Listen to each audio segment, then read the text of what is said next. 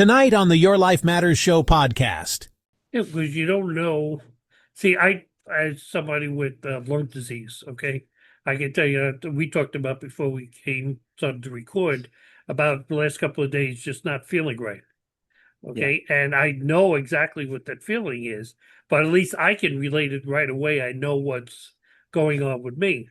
But I guess for someone who just, going on day by day, just not feeling right, it just becomes like trudging each day. You actually hate to wake up because you know you're going to be dragging yourself again for another day, and that's got to play on, even your sense of hope that I'm going to get better.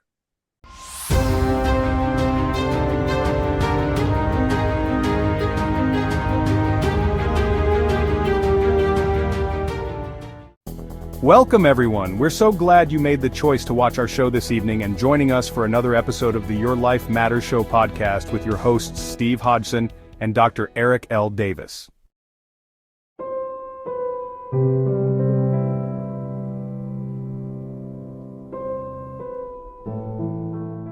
Tonight's episode is titled, When the World Stopped, Anxiety Began, the Long COVID-19 and Its Mental Health Effects.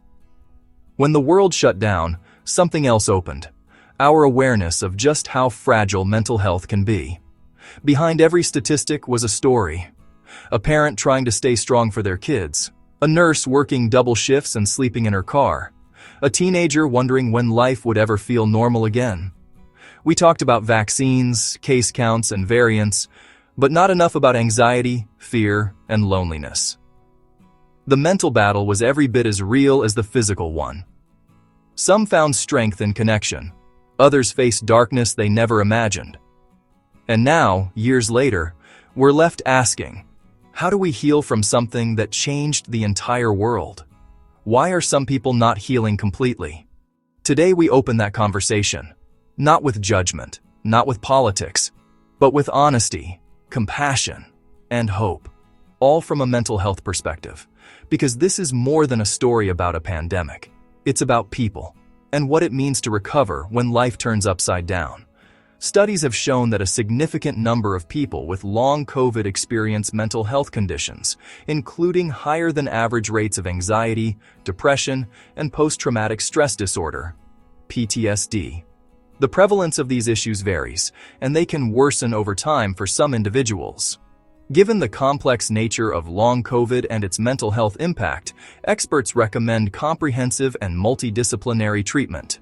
This can involve a combination of approaches, including mental health support, with counseling, therapy, and support groups can help patients manage the psychological effects of the illness. Medication. Antidepressants and other medications can be used to treat specific symptoms. Rehabilitation.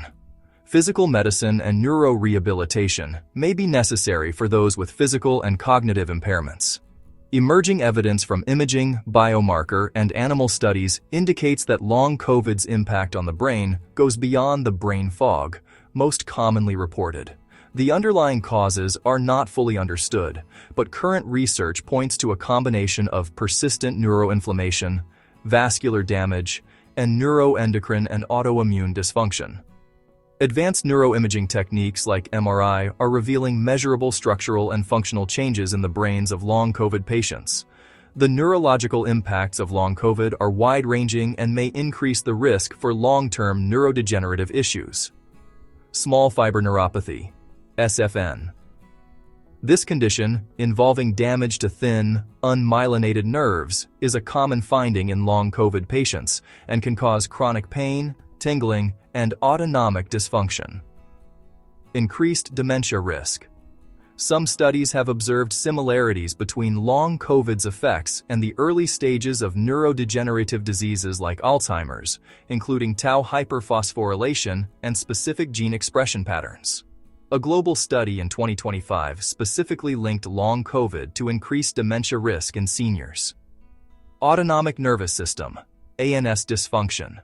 This can lead to conditions like postural orthostatic tachycardia syndrome, POTS, which causes lightheadedness, a racing heart, and fatigue upon standing. Overall, The impact of long COVID on the brain is a complex, multifaceted public health issue that involves both immune-related and vascular mechanisms, with the potential for long-term or even permanent damage. This is the Your Life Matters Show podcast. Here are your hosts.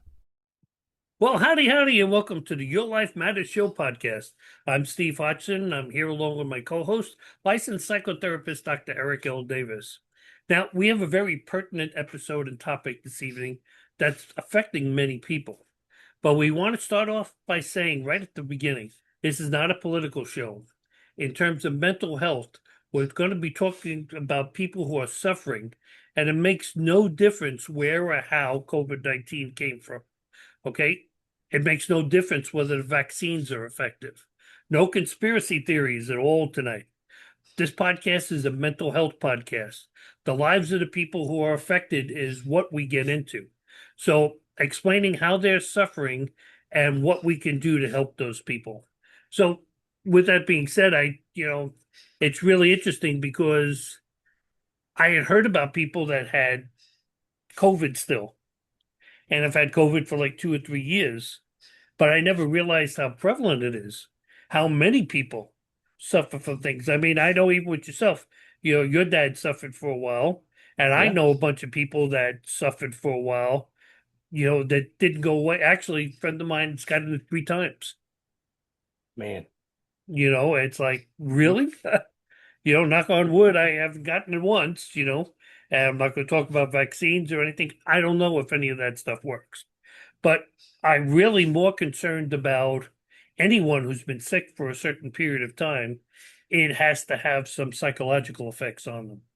And especially with something like this that we really don't know much about, that it's got to be really killer. There's a couple of groups on Facebook that I belong to there that was doing research for the show with. And I mean, some of these people have been coughing for like almost 2.5 years now. Wow. And they're desperate, looking for somebody to tell them, hey, try this. I've had it and tried this, and it works. And, the doctors really have no answers either. So, and that's the really scary part.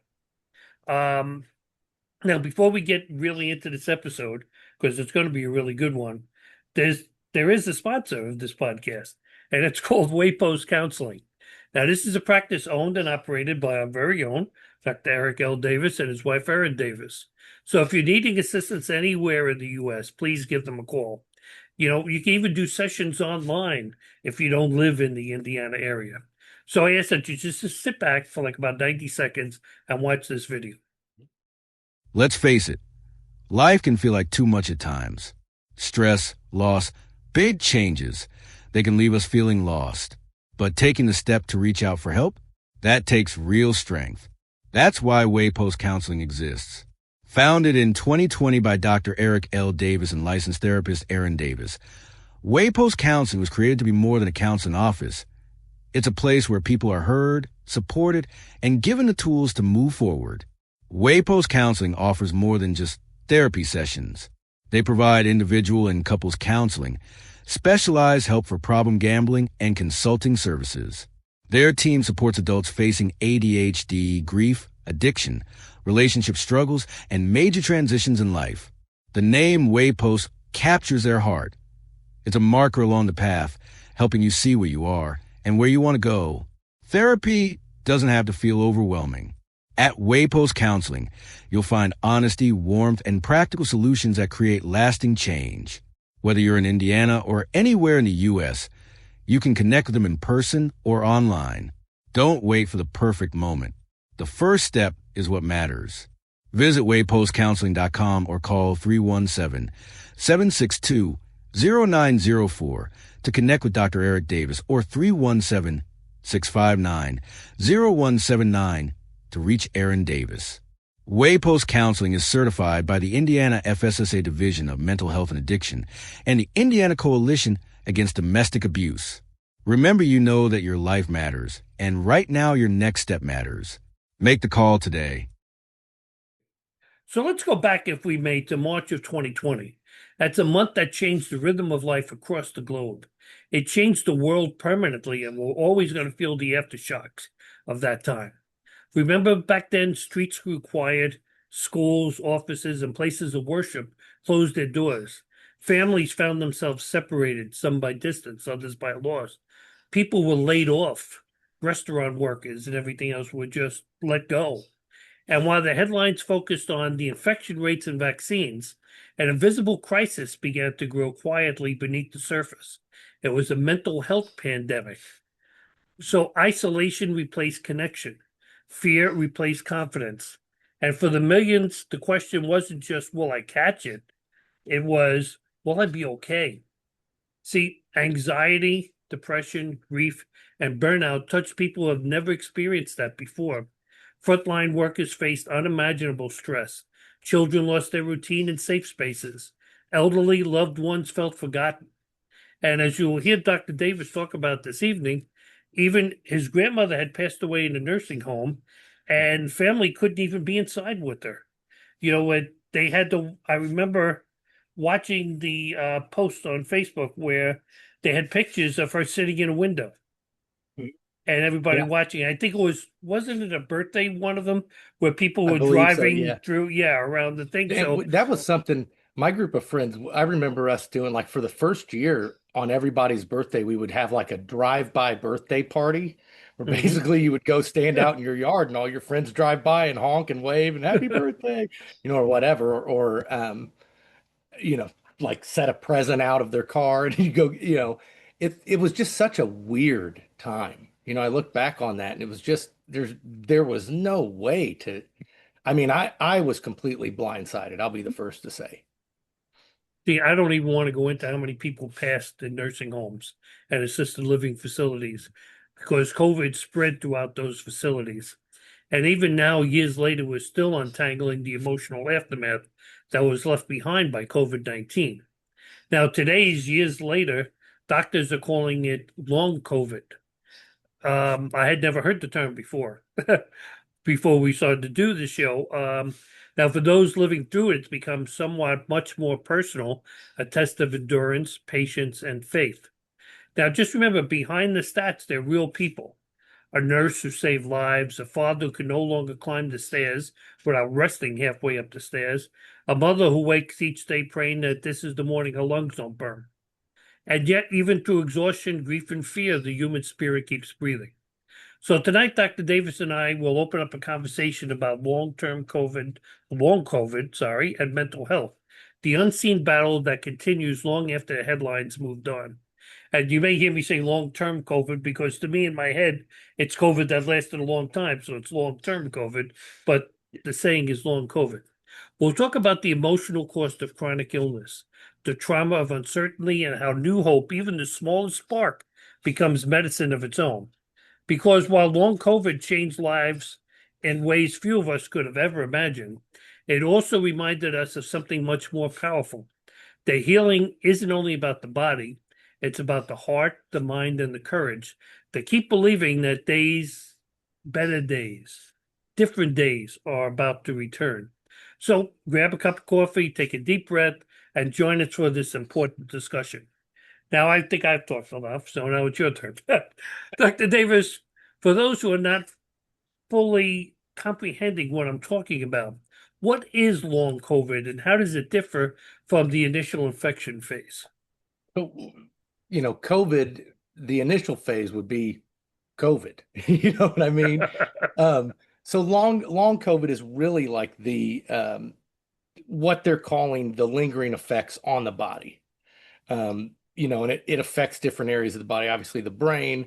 It can affect someone's immune system, nervous system. So it's really kind of a catch-all term for the after effects. See, and most people, I don't think, there are many that had COVID and got better from it because they really didn't have it that bad. I don't think they can understand in their head the effects of long COVID on that. Think about, folks, if you had COVID, or I'm even going to go a step further. Let's say you've had pneumonia once, lung issues, and think about it not going away for 3 years. That's what these people are dealing with right now. Some of it even longer than 3 years. What is it? Was March 2020. So, I mean, some of these people have had it for like 5 years now.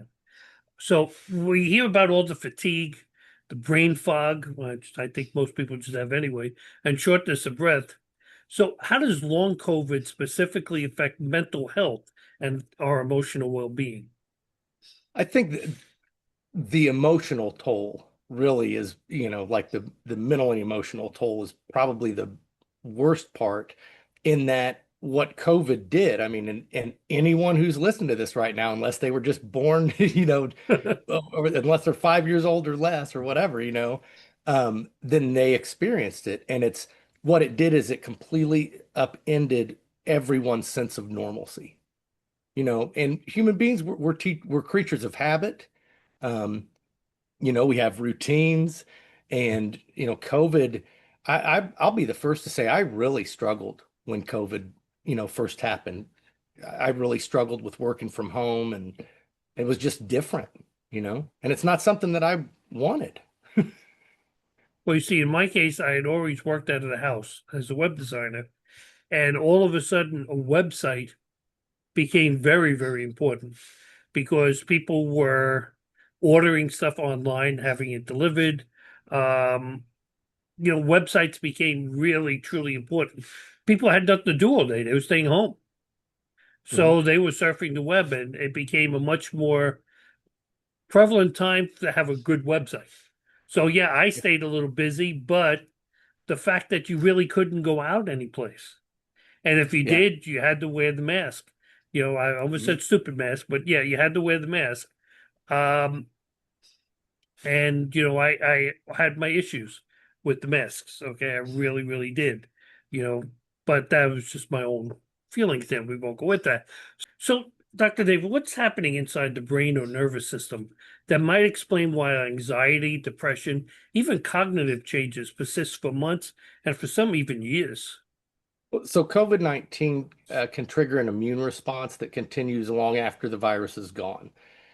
So some of the long-term effects, that they're physically caused, but they feel mental.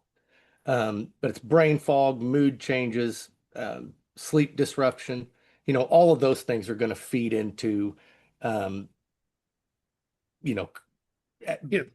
giving So someone a basically, hard. what you're saying is the chemical changes in our body affect our mental Yes. health. Yeah. And that's something that, heck, I don't even think we'd have control over. I wonder if that's not one of those side effects of COVID that wasn't even looked at from the beginning. Maybe. Yeah. Because that actually leads into my next question about long COVID. In the mental health field that you're in there, is that something that's recognized right now as something really important, or is it something that's still just like flying under the radar? I think it's still, people are starting to take notice, but it's definitely flying under the radar to a degree. I think therapists see these things a lot of times, sleep deprivation or, um, depression, anxiety. Um, but I think we're just now starting to say, hey, wait a minute, this might actually be a result of, COVID. It's in defense of the mental health world, it's a very new thing. So we're still kind of in like phase one of learning, how this all unfolds. And a lot of it, So I guess, is going to depend on the patient too. yeah, Whether or not they're even going to say that, I've also been dealing with, lung issues for like 5 years now. Okay. yeah, And they might not even think about it because they just live with it every day, to realize that that could be causing some of their mental health issues that they're dealing with. yeah, And if they don't say nothing to you about it, you have absolutely no clue. yeah. So I can understand how some of that would work. But, a lot of the long COVID patients describe feeling trapped in this invisible illness. So how does that chronic uncertainty affect someone's sense of identity and even their sense of help? I mean, I think in multiple ways, I remember when when my dad was when he was sick with COVID, um, obviously he's exhausted, he doesn't feel good. And, I know that he felt like a shell of himself. He just did not feel okay. He just didn't feel normal. And I think that with that chronic uncertainty, it's kind of people have a hard time because in their mind they think, okay, well, how do I move forward? And then it's like, is moving forward an option? Or like, it's just so many conflicting questions and so forth. I think that part of it can be immobilizing for some people. Yeah, because you don't know. See, as somebody with lung disease, okay, I can tell you that we talked about before we started to record about the last couple of days just not feeling right. Yeah, Okay, and I know exactly what that feeling is, but at least I can relate it right away. I know what's going on with me. But I guess for someone who just, going on day by day, just not feeling right, it just becomes like trudging each day. You actually hate to wake up because you know you're going to be dragging yourself again for another day, and that's got to play on, you know, even your sense of hope that I'm going to get better. yeah, And luckily, and we have to say, if people are thinking and listening, he has gotten better oh yeah, from it. Yeah. But I remember when, even hearing, when he couldn't even like, get across the room without being winded and stuff. So yeah. it's really scary. Now, isolation, medical gaslighting, which you'll explain, and stigma has been big themes in patient stories. What emotional impact do these experiences have on healing?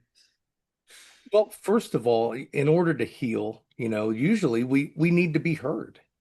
That's part of the healing process is having our point heard, talking about how we feel about something. And so a lot of times with that stigma or that, gaslighting, it's a situation where COVID is not something that you could, just like any type of mental illness or something, you can't necessarily tell someone has it by looking at them. And so part of that stigma a lot of times is people will say, well, you look fine to me. Come on, like come into it. What's the problem? You look okay to me. You don't look sick to me. And it's like, we see that a lot when people are clinically depressed or, it's you just got to get out of bed. And it's like Uh-huh. if they could do that, it wouldn't be clinical depression.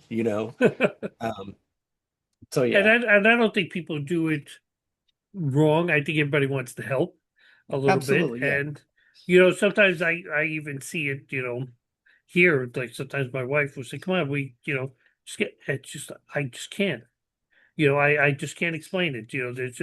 There's some days I'm gung ho and I'm bouncing off the walls to do things. And then there are some days where I'm falling against the wall because it's got to hold me up because I just don't have that energy. I'll go out and do a full day's worth of work outside, and within, that may be great, and say, okay, tomorrow I'll come back and I'll finish this, maybe 4 days before I come back and finish that because I'm all that energy I had stored up is gone. Everybody just wants to say, just go, you'll be okay. No, it's not going to be okay. And especially if you're clinically depressed, no, going out just isn't going to help. Come with you to the Yeah. bar or to the club. It's just not going to do it.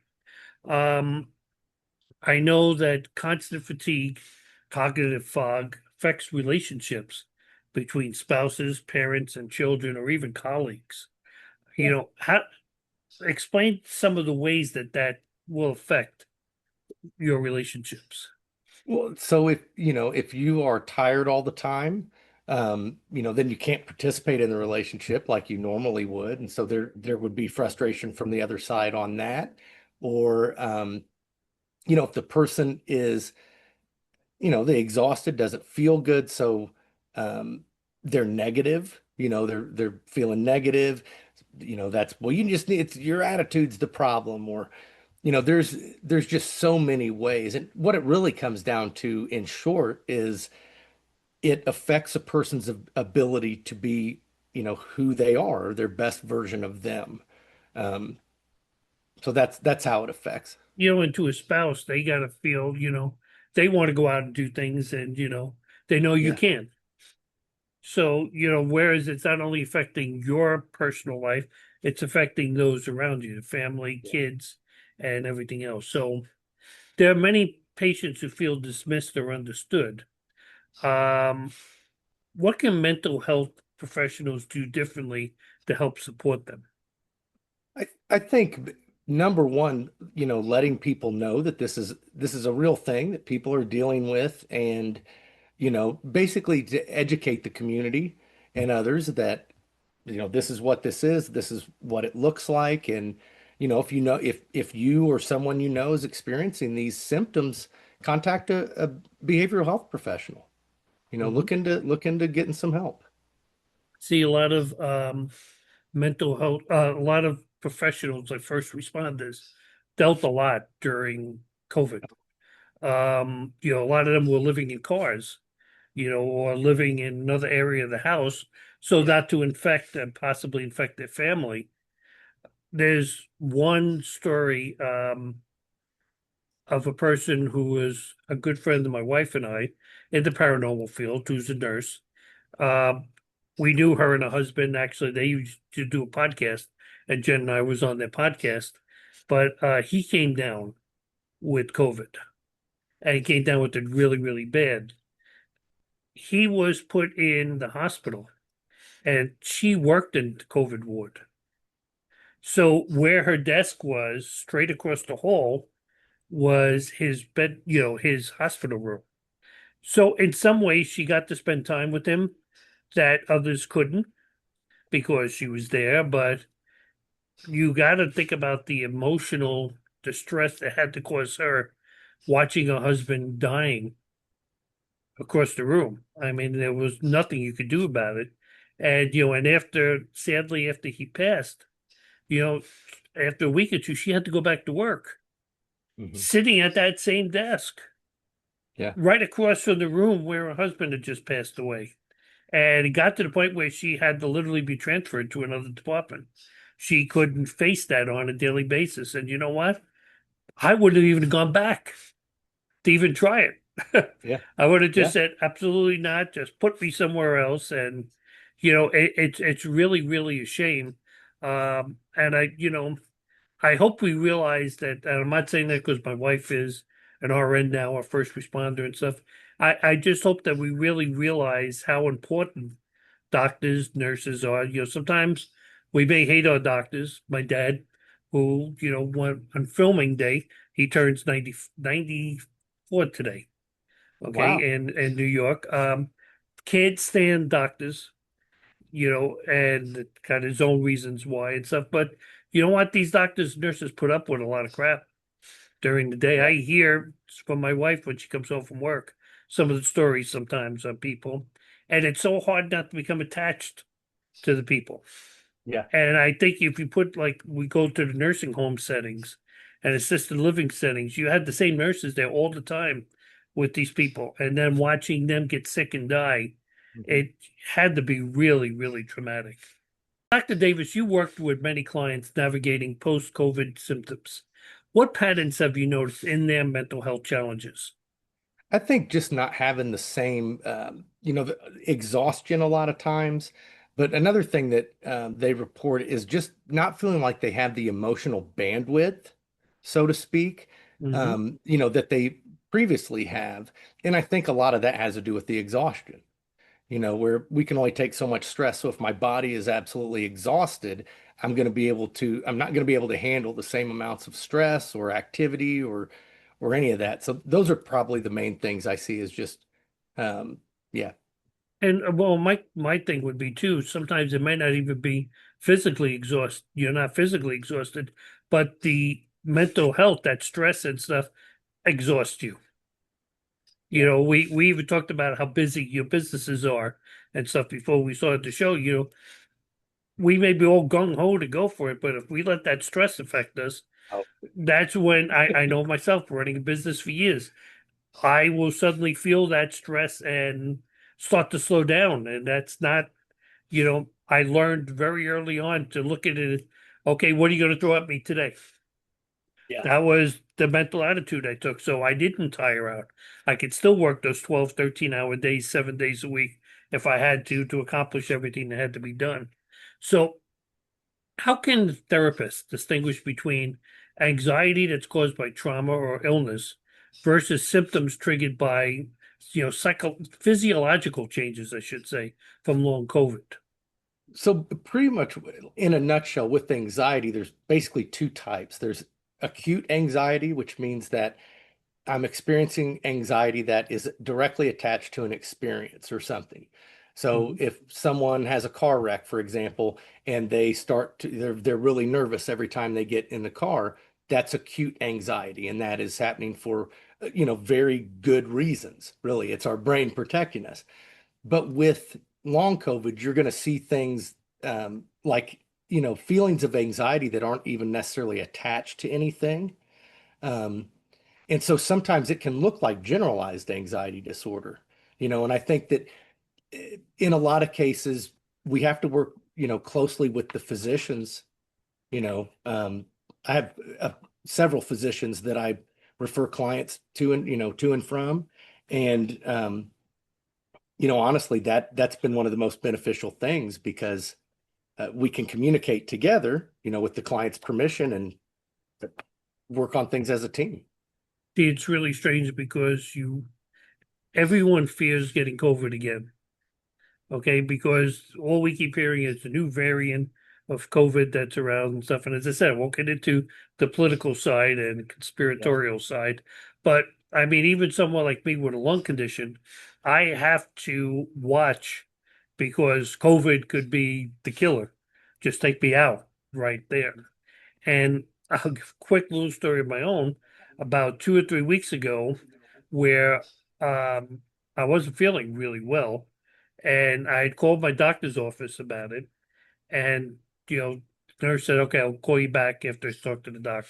Doc called me back, or nurse called me back, and she says, "Okay," she says, "I want you to go down to Walgreens, and she says, I want you to get a COVID test, and take the test, and then call us back." I'm like, "Say what?" I'm talking about a sinus infection that I got. It's allergy season. This is when I normally get it. He wants you to do that. Okay, so I'm sitting there. All right, I'll go get up and get dressed. Then I was like, well, wait a minute. But if he's telling me I got COVID, should I be the one going out to the store in public? Okay, if I have COVID, okay, that doesn't make sense to me. So luckily, it was the day my wife wasn't working. And, I explained to her, she grumbled a little bit, but she understood. As a nurse, so she went down and got it. There was two tests in a kit. I did both of them just to play it safe, okay? And came back negative. Okay, and I called the doctor's office back, talked to the nurse. She says, okay, good. She says, because he had this prescription, he was ready to call in immediately if he did have. And that kind of stuff, just the word COVID instills so much fear in all of us. I mean, I've done, whether I think the vaccines work or not, so we won't get into that. I still do it because, as my pulmonologist, who's on the fence of it, says, hey, hopefully it's not going to hurt. If it does block something, then you need to have that protection against it. And knock on wood, I've yet to get COVID. So I'm very careful of that. But, I'm not one that fears going out. And these people with long COVID, I mean, I've been reading so much of their statement, they're afraid to even go out in public anymore. Yeah. Because they're afraid they're going to infect someone, or as they get better, they're afraid they're going to get it again. If you've had something like, where your dad had it for a long time there, I'm sure when he finally went back in public, and started going, the campsites and all that other stuff, he had to be worried about getting it a second time. Yeah. It's not even in the back of your head, it's in the front of your head. It's like, I don't want to do this again. Okay, thank you. Once was enough. And I really think that, working, like you say, with a doctor is so important because they have to know you're not covered only from a physical side, but from a mental side as well. You're taking care of the entire person. Well, and the thing too, I think it's important just to mention here really fast while we're kind of on the topic. The most mental health, conditions are best treated with a combination of therapy and medicine. You know, and that's why the twofold approach is so important, because if I have, let's say I have generalized anxiety, for example, the doctor prescribes me medicine, and it'll help some, you know, it's gonna help some. But if I don't change my coping skills, if I don't do anything different, that's not gonna yield the best results. If I only do therapy, there's only so far therapy can take me. There's no magic thing the therapist can say that's gonna, you know, make everything balance out chemically in my brain. So it really is both. It's treating the medical aspect, the biological aspect, and then treating the, you know, mental or behavioral aspects of it. And that really is the winning combination. So treatment approaches, CBT, mindfulness, trauma-focused therapy have been helpful for some of the clients. Do they require a different strategy? It really depends. You know, if someone is exhausted because, you know, they have long COVID and it's physically something that they cannot help, then, you know, sometimes if I'm really prodding or pushing about, you know, their exhaustion level, it could be degrading possibly, you know, depending, because that's on the therapist really. It's determining what is within reason to change and what is truly out of the client's control, and acknowledging that. Well, okay, we're going to get to that time of the show where it's our It's the lightning round.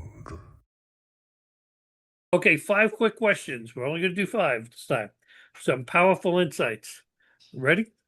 Yep. Okay, number 1, in one word, what do you think most people with long COVID are truly feeling right now? Tired. 2, what's the most misunderstood part of living with long COVID from a mental health perspective? I think thinking it's just anxiety. Number 3, if you could give one simple example of a daily habit that someone can use to help calm their mind during recovery, what would it be? I would recommend take 15 minutes a day, every day, just for you, whatever that is. But take 15 minutes of the day and use that to quiet your mind, give you a break. You know, basically 15 minutes minimum of self-care a day. You know, and that could even be like putting on an MP3 player or something like that. Yeah. Just laying down, turning off the lights and listening to some music, your favorite music, just to help you unwind from that. Number 4, do you believe the mind can help the body heal? And if so, how? Well, absolutely, because I mean, there is a mind and body connection where, you know, I always ask the question of my students, I say, who runs faster, a man who's being chased or a man who thinks he's being chased? You know, I mean, I'll leave that with my answer for the lightning round. There you go. And the last one, which is almost usually the closing of the show, in one sentence, what message of hope would you give to every long COVID survivor watching right now? It can get better. There you go. And it's true. See, now it's weird because, you know, I use AI sometimes for, you know, some fact. Like a lot of times you see in these opening films, all these stats and stuff. Yeah, it's really good to give me some of the stats. But I was messing around and I said, should we expect another pandemic soon? Oh, Okay, I'm now scared to hear the answer. Yeah, now you see, now I'm not going into conspiracy or anything like that. It was just a question it was a curiosity question, I guess, maybe more on my part. So here's what it responded. And I'm going to quote it. Yes, experts agree another pandemic will eventually occur, though not necessarily soon, as in the immediate sense. The annual likelihood of a pandemic is about 2 to 3%, meaning there's a significant possibility of another one within a few decades. Lessons from COVID-19 have led to improved global preparedness, including better surveillance systems and a greater understanding of how it responds to zoonotic diseases, but many countries still lack the full capacity to prevent one or react to new outbreaks. See, it's easy to say for a big country like China, Russia, even ourselves that have the money to do something like that. Yeah. A lot of these smaller countries don't have that capability to Yeah. do that. And, I really hope, I think right now it's being used more as fear by political parties, both sides and stuff, of another pandemic and stuff. We're just, like you said, we're still trying to get out of the one we're in. Mhm. Okay, the world Yeah. has changed. No question, man. How many people still don't go to work? Yeah. A lot. And we think, well, what's the big deal? Okay, it's to work from the house. The big deal is you're not thinking about all the businesses that were around that place of work that dealt on lunchtime with the crowd of people coming in to buy lunch and buy a drink or, candy or something. They don't have that anymore. Diners don't have the ton of people coming in anymore. It affects a much bigger thing than we're thinking about just getting off a bus and traveling into work every day. So just the final couple of questions, if I may. For someone who's listening, who's battling long COVID and feels mentally drained, what's the first step they can take to begin reclaiming their emotional balance? The very first thing is to understand that it's not their fault. Like this is not, it's not something that they've done wrong or that is a punishment, for something. It's unfair, but understand that it is not their fault, and they can do something about it, and there's help available. And that's got to be hard. I think there's some people realize that they didn't do anything.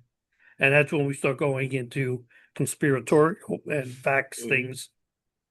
But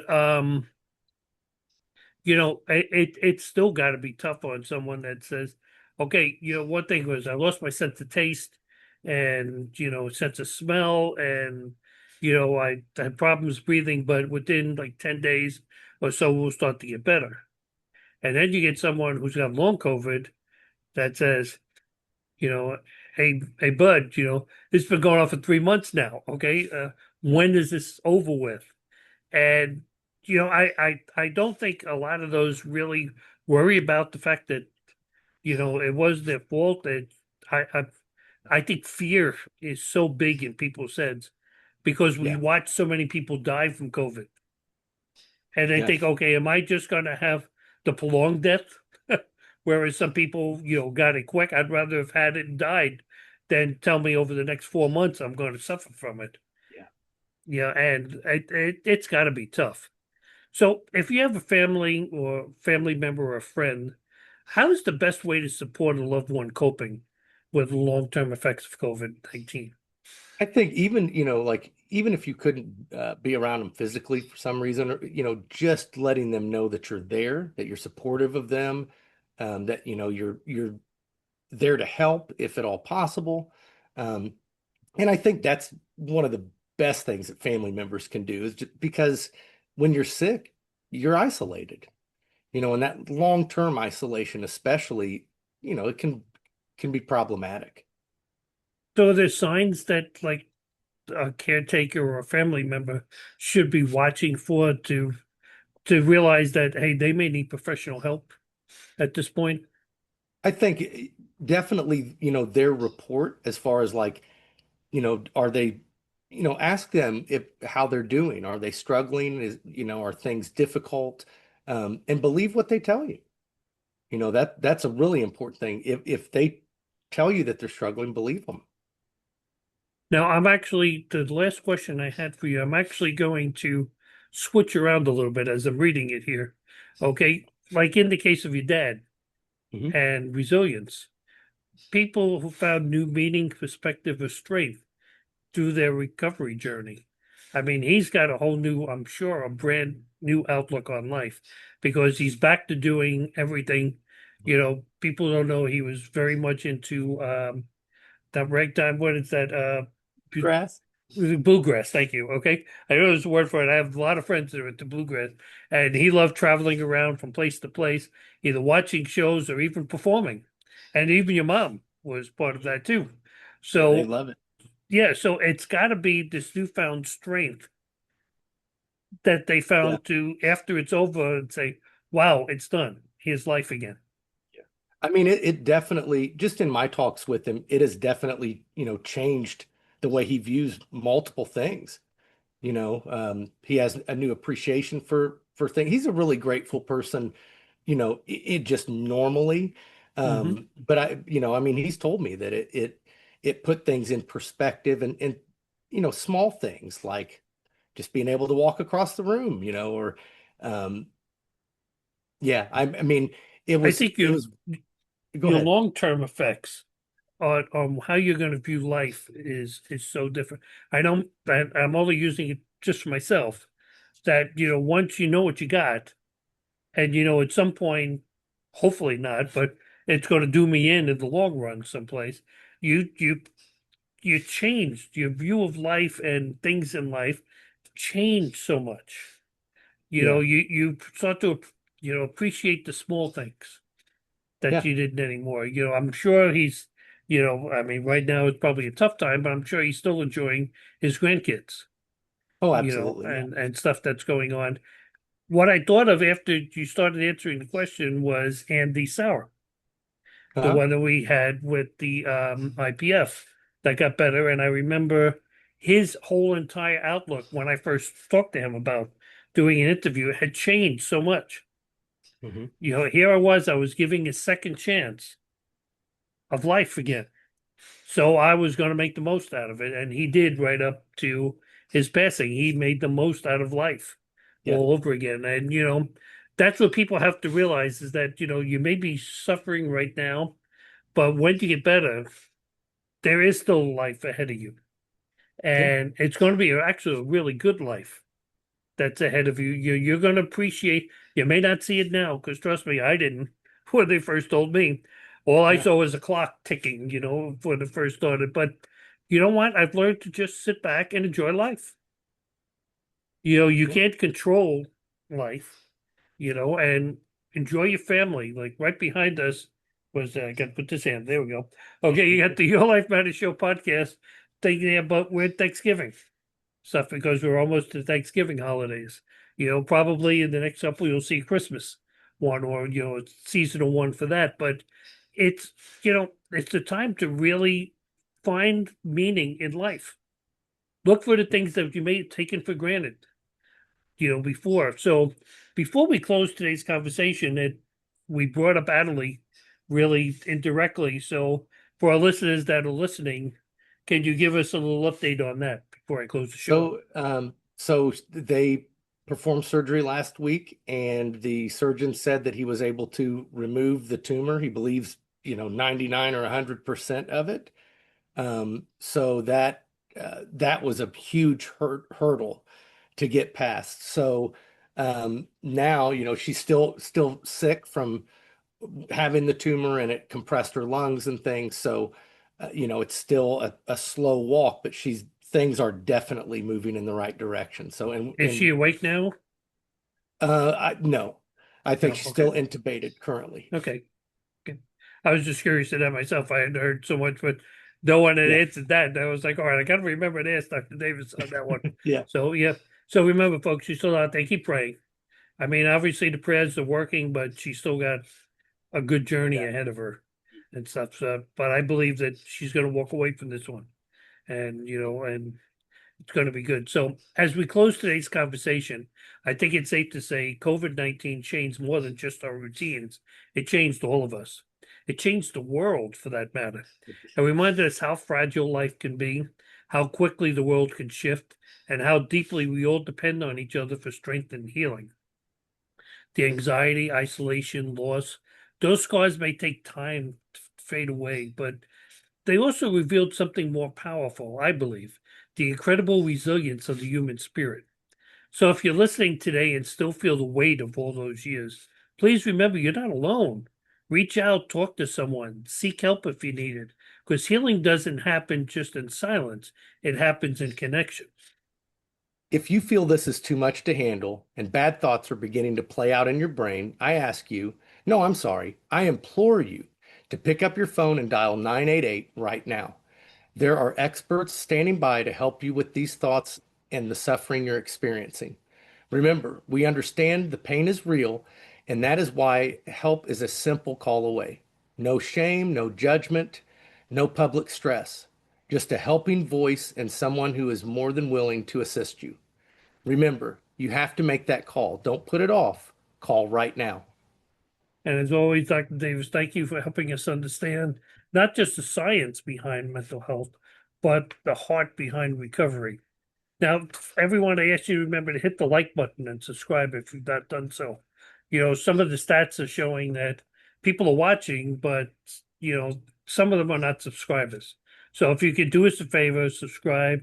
Even if you can, leave us a comment about what you think of COVID-19. And if you want to, heck, have, just be polite to people. If you want to talk about vaccinations and stuff, go ahead. I would, if it gets out of hand, we'll just delete some of the comments.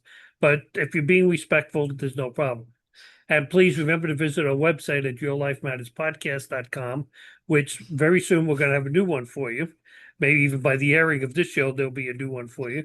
And you'll have contact information, the ability to own the official Your Life Matters Show podcast merchandise. So here on the Your Life Matters Show podcast, we believe that every conversation, every struggle, and every step forward reminds us that no matter what we've been through, we'll make it. We're going to come out good at the end there. So can we ask you one more thing?